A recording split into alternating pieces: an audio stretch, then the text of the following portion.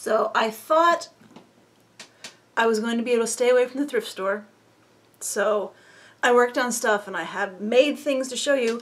And then today I went to the thrift store. I only bought things from the random toy table. And of course some of them are very random. Like for the kiddo, I can't believe this is the first fidget spinner I've seen on the toy table. I figured they would be full. By this summer, I'm guessing they're going to be full. But he still likes fidget spinners because he's 9. And he likes Pokemon, although of course Litten, since we're cat people, Litten is his preferred starter. But he will like Rowlet too. And there's also this terrible Loudred. But it's still Pokemon. And on the toy table were also this guy. It's Greek? Question mark? He originally had this glued to his back, which I'm sure is something significant, but he's cute. And also were these. He's something old and dried out in him, so he rattles a little bit, and her eye needs to be touched up. But and there was another dinosaur. Although this one is a little better than the others I've been getting to paint wild colors, but I'm still going to paint it wild colors eventually. I will add it to the bag full of them and other things I want to airbrush. Eventually, I will get down there and airbrush some more. I realize part of the reason I have not been too keen on going downstairs to the basement to airbrush because it's cold. It's a daylight basement, and the room that the airbrush is in is one of them that has an exterior wall. So it's extra cold this time of year. But when it's not cold, and when I can open the window all the way in that room, I'll airbrush. But also on the random toy table were some dolls and fashionistas. This is the first Petite and Curvy I found. I find it interesting that Petite is still wearing her dress while Curvy. And I grabbed this Ken too. Of course, I'm amused. This, what she called Denim Diva, Darling Denim, something denim. That is, of course, my Dee Dee, and you can see I did not wipe off all of her original paint. I just altered it, painted over it, added blush, and of course the hair. So, another curvy body to play with.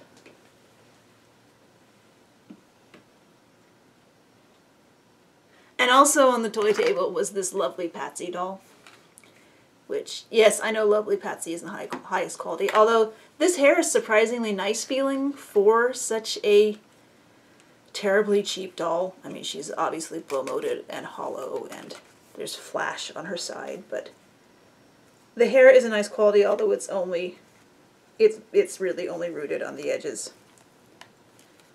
Which means that if I ever root her, it won't take as long if I want to follow this. Although it has oddly hard, so I'll probably do either curl this and see how that works, or do glued on yarn hair and definitely repaint her, but I think she has potential. And the hands aren't bad. The hands might get cut off and used for some other dolls. But, you know, that's why I didn't need to go to the thrift store, because I didn't need more doll projects, because I'm good at making projects for myself, even when I'm not in hardcore body modding mode. Still, I got into the box of dolls that people have sent me to see if I can do anything with. It's like several people's dolls have gotten combined in this box, plus dolls that, you know, I thrift the doll for the head. And so I have this body, and then I take the head from the body that I thrifted for the body, and I put that head on the end one of body, and I've been putting that in the box too. So there's this combination of stuff in this box that I had thought I would bundle off to donation, but Well, bundle out the notification after I got the thanks sent for things, and I am still sending out thanks stuff. People seem to like the things they've been getting. But, so I was going through this box, just trying to get, well, looking for things for a little project. I might make some dolls for the kiddo based on some cartoons, anime characters, cartoon characters, video game characters he likes right now. I might not, I don't know. He might be out of his interest in them by the time I would be finished making them. But I was going through the box, seeing if I had dolls that would work. And I found them. And I also went through and decided that all the headless bodies, I needed to take the spare heads and put them together. And one of the combinations I did that way was a Mattel Disney Princess Snow White body. There have been several different head sculpts for Snow White. This was the Snow White that I think is cutest. So her head was taken off. So, but the body, and then I realized it was the same color as an Ever After High Maddie head.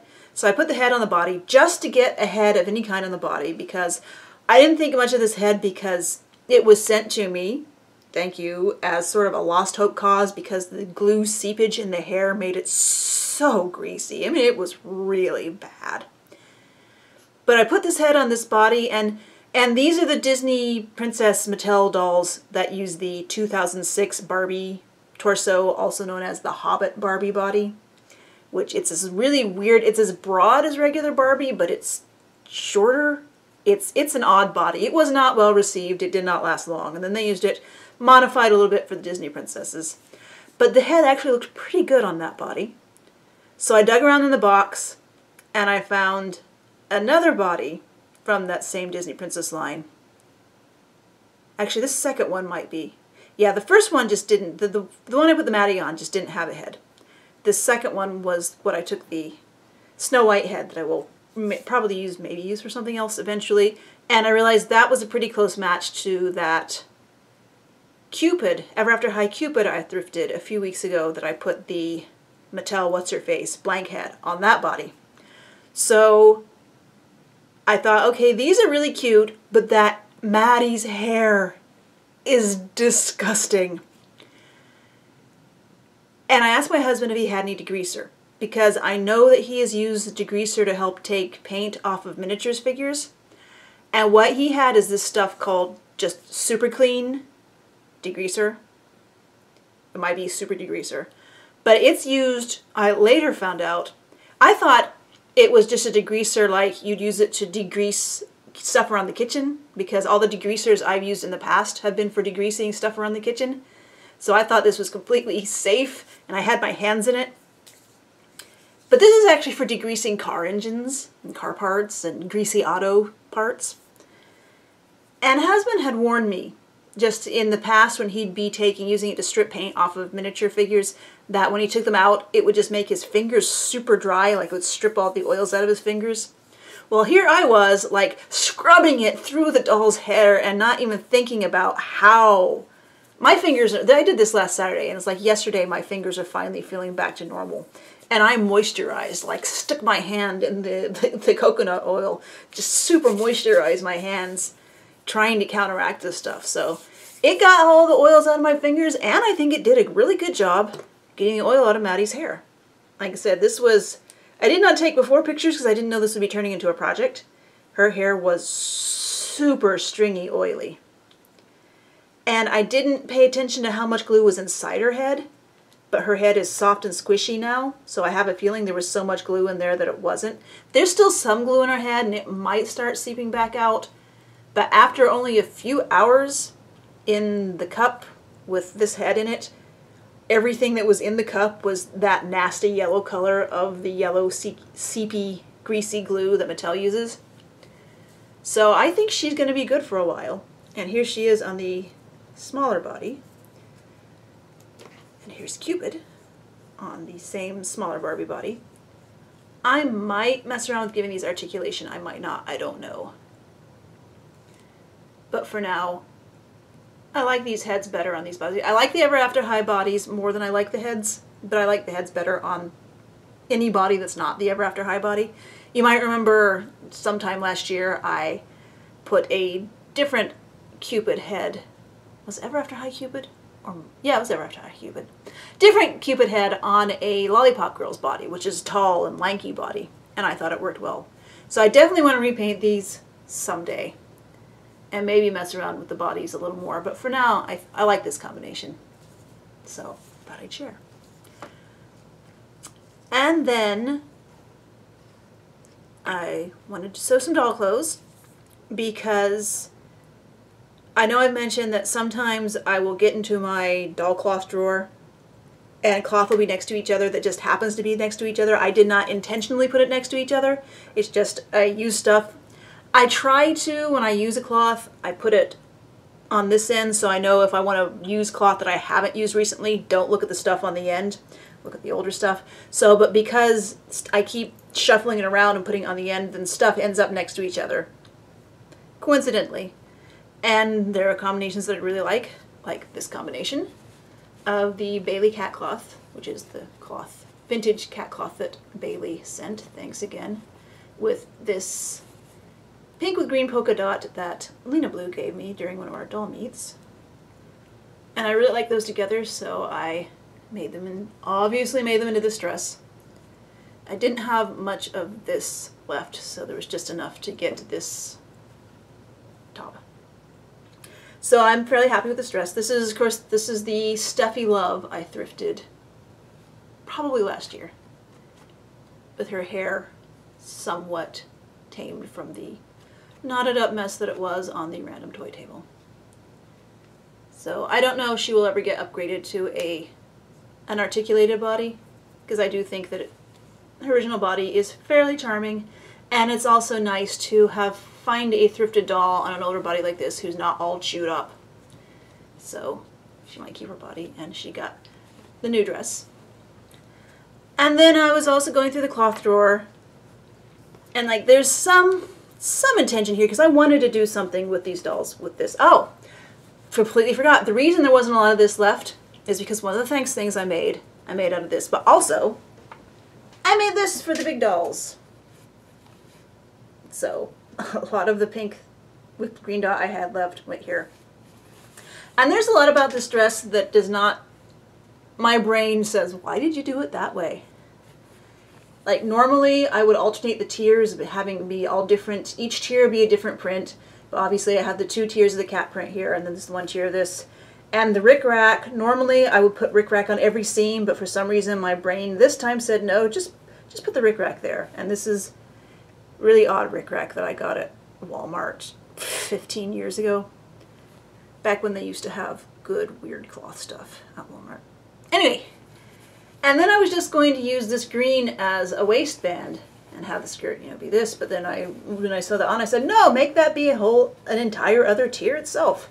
So I ended up with this for the 60cm dolls, which I haven't tried it on anybody yet because I don't think I have any neutral shirts that will go with it, but I will work on that. Hello again, Chip. Meow. Chippy. Come on. Come on. Meow. Are you lonely, Chippy?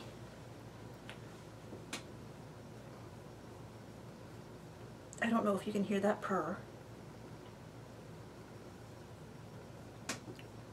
So anyway, I liked those two together. I knew I liked those together since I'd already made this. But then I got into the cloth drawer, and there were 2 prints that were honestly, I hadn't made anything with either of them for ages. They were older. I hadn't thought about it. There was just a little bit of each one of them left. I thought, you know what? Those look good together. I'm going to use all that's left of them that I can to make this dress.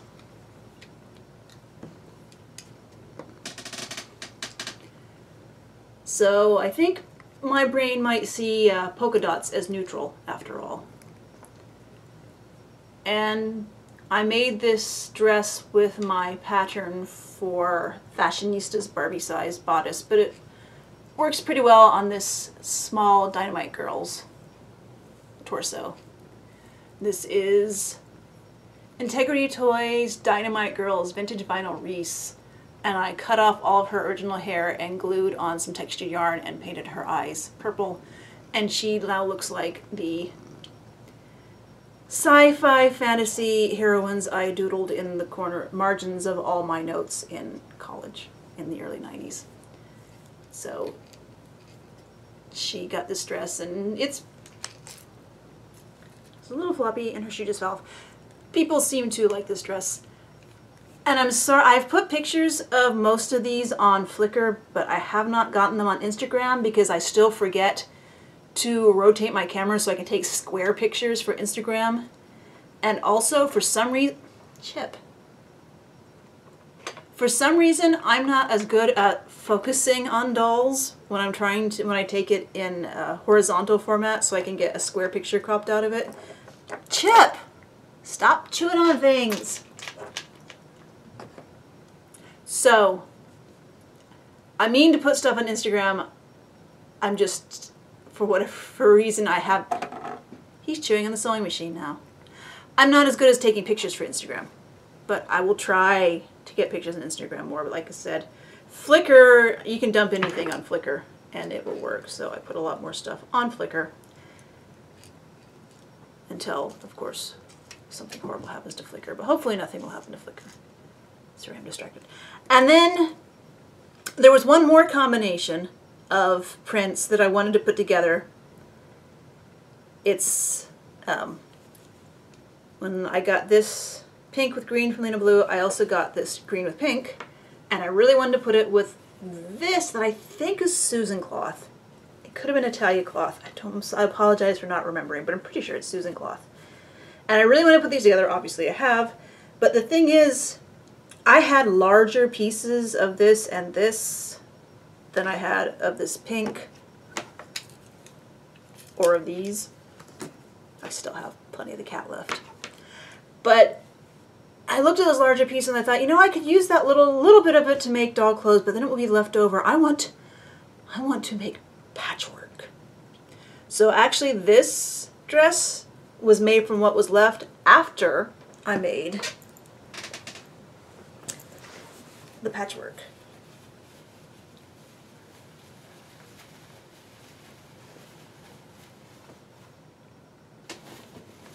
So obviously this is just a small section. This is only about 36 inches wide by I think 53 inches long. And I will put borders, strips sashing around the edges to make it larger, to make it big enough for a blanket, which whenever that blanket is finished, the kiddo has already claimed it. I was laying these out on the kitchen table so I could get a fairly even distribution of the prints. Like some of these prints I used several times, so I needed to get like the dots here to be pretty far from the dots here. And so I had to lay it out on the table. And of course the kiddo's walking around it, hinting very much how he likes it. And he said it was lit. He said it was an excellent choice of prints. So this probably will eventually be his blanket if I ever finish it. I will probably get the top finished this week, but as far as actually quilting it, well, I don't have batting for one thing, but actually making a proper blanket out of it, that could take a while longer. But half finished is better than never started, right? So that was my big project. I actually rather impulsively started this, cutting this out Saturday night, and sewed it quite a bit on Sunday and finished it up yesterday. And this is, like I said, I came up with this patch myself. I looked at cat quilt blocks online. I didn't like any of them that I saw, so I did this. But this is so obvious, at least to me, that I'm sure other people have done this block somewhere. So I'm not consciously ripping off of anybody, and if someone has this block created, I apologize. I didn't rip you off. I thought I came up with it on my own. There were lots of blocks that were for this shape, but without the face. And there's some things I think I might tweak about this, but making 16 cat faces took a while. I'm not sure I want to do this anytime again in the near future, but we'll see. And I'm rambling, and that's it for this week. And Gonna try not to thrift again next week. We'll see. But I hope to have plenty of stuff to show you anyway. Thanks for watching.